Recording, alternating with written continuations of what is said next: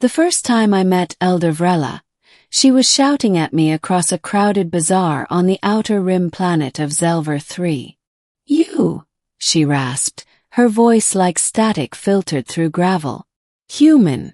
Yes, the tall one with too many teeth. Come here." I'd been unloading parts from my shuttle to barter for fuel, and the last thing I expected was to be accosted by a blue-scaled, silver-eyed alien matron wearing a cloak that looked older than the colony itself. Curious onlookers turned to stare as she waved her crooked walking stick like she was summoning a storm. I pointed to myself, just in case there was another tall, too-many-teethed human nearby. She nodded furiously. "Okay, ma'am," I said cautiously. "What can I do for you?" She hobbled up, reached no higher than my stomach, and stared up at me with a gaze that felt like it could pierce hull plating.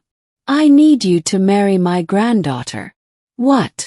My granddaughter?" she barked again, as if repetition would smooth the absurdity.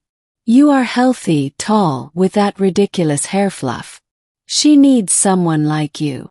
I don't even know your granddaughter. You'll meet her over dinner." 3 hours later, I was sitting cross-legged on a woven cushion inside one of the domed cliffside homes that dotted the red canyons of Zelver 3. The room smelled like citrus and clay. Elder Vrella had served me a thick stew I couldn't identify but had politely swallowed anyway. Opposite me sat the granddaughter. Her name was Telisha. She was maybe 25 in human years, which put her somewhere in the middle of her people's maturity cycle.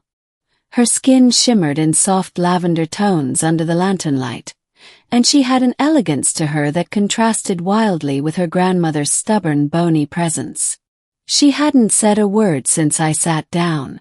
She kept glancing toward Vrella, then back at me, eyes wide with what I assumed was embarrassment.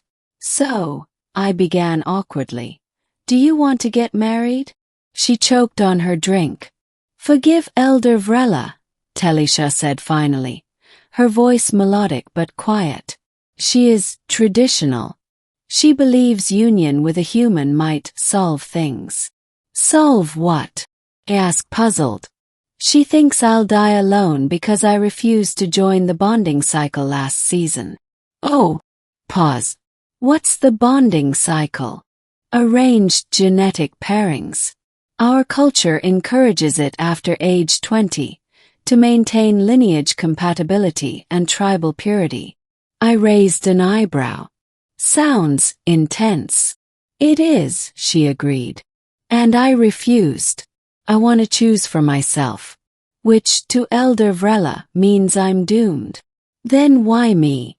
She blinked, then narrowed her eyes at her grandmother, who was eavesdropping openly from behind a thin curtain. "You're exotic," she muttered under her breath.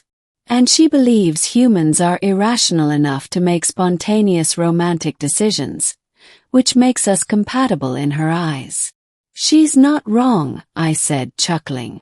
Telisha gave a reluctant smile. "I stayed on Zelver 3 longer than I intended. At first, it was to avoid the Galactic Trade Authority, who were not fond of independent merchants like me.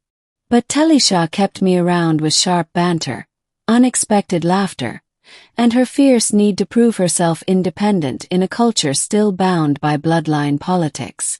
We started meeting regularly, helping with repairs to her tribe's broken tech, gathering rare roots from the nearby canyons, even stargazing atop her dwelling.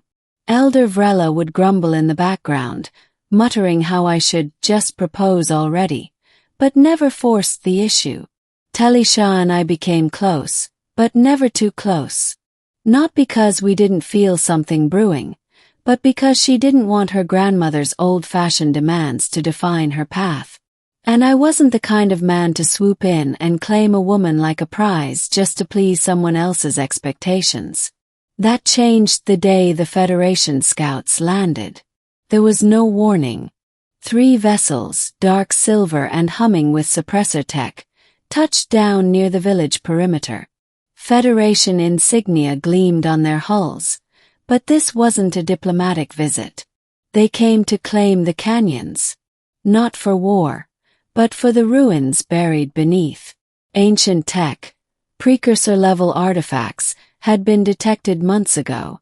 Zelver 3 was low-tier, mostly ignored. But when rumors surfaced that its natives had found relics capable of gravity manipulation, the vultures came flying.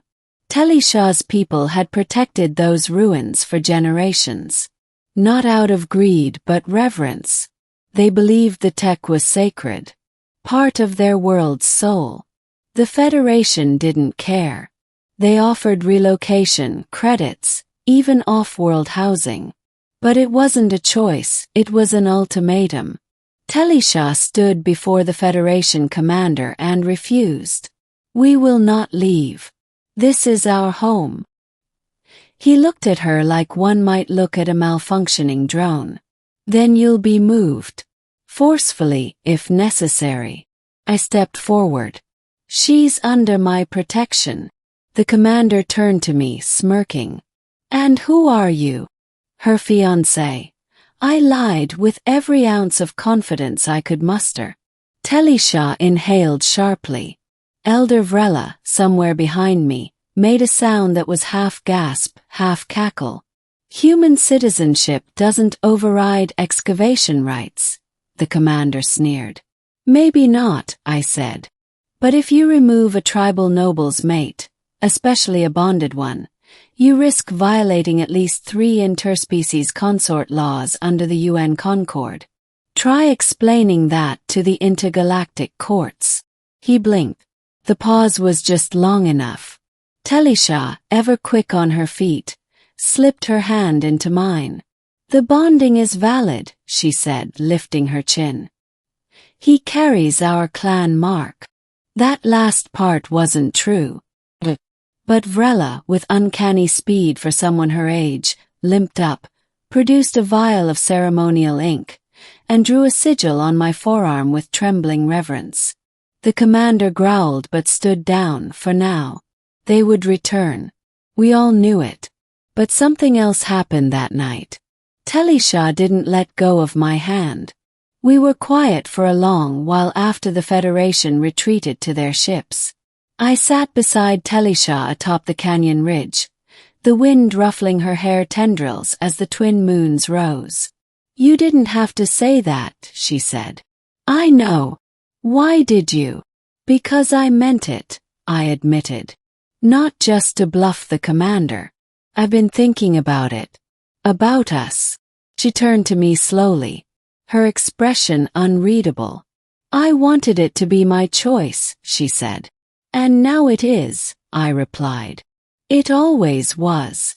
She didn't say anything. Instead, she kissed me. It wasn't sudden or dramatic.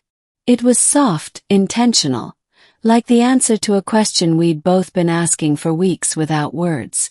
The bonding ceremony wasn't elaborate. Just firelight, ancestral chants, and the blessing of Vrella, who wept openly, then promptly told me that if I ever hurt her granddaughter, she would vaporize my reproductive organs with a plasma knife. Romantic in her own way. The Federation returned once more, but this time accompanied by a court emissary.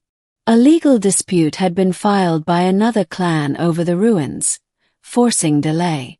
The delay became resistance. Resistance became negotiation. And somehow, Telishah ended up sitting at the table, with me at her side, arguing for her people's right to sovereignty. She won. Not because of me, but because she knew who she was, and finally had the space to prove it. Years passed.